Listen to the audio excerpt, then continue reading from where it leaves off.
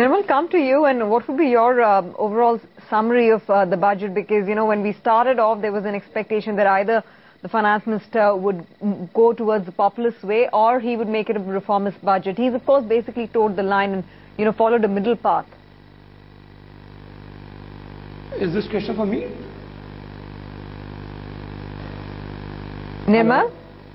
Hello, can you hear me? Yes, we can. Yeah. So it's a rational budget because the finance minister has to get the budget passed by parliament, and we should not forget that. So there are no big bang reforms. There are a bit of few disappointments because when in his preamble he set out laudable objectives that try and encourage private sector investment, which has been lagging behind. But there's hardly anything to stoke private sector investment. And on the fiscal deficit front, on one hand, while I agree with Nilesh that 5.1% when compared with other countries is not a big number, but the problem with India is that this crowds out private sector borrowings completely, because this kind of deficit requires government to borrow and mop up entire savings. So unlike many other countries, we don't have current account surplus. In fact, we have current account deficit, and therefore there are a lot of restrictions on external borrowings. So in that perspective, if the bond rate, what we already seen that yields have moved up, almost about 15-16 basis points in the last 2 days and 10 basis points after the budget.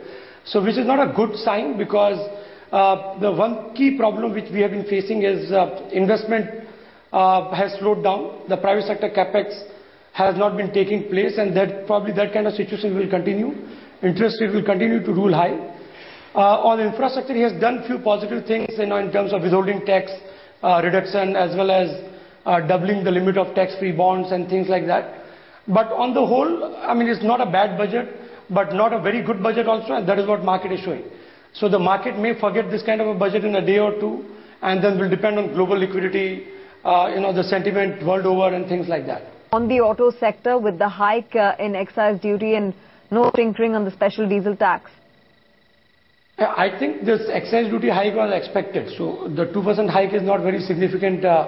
I don't think this by itself can slow down the demand, but more important thing will be interest, because most of the auto purchases are done on credit, and also on the diesel prices and the overall economic growth. So I think auto sector should continue to do well, because the entire growth story in India has been driven by consumption, and therefore auto, FMCG, these sectors should continue to do well.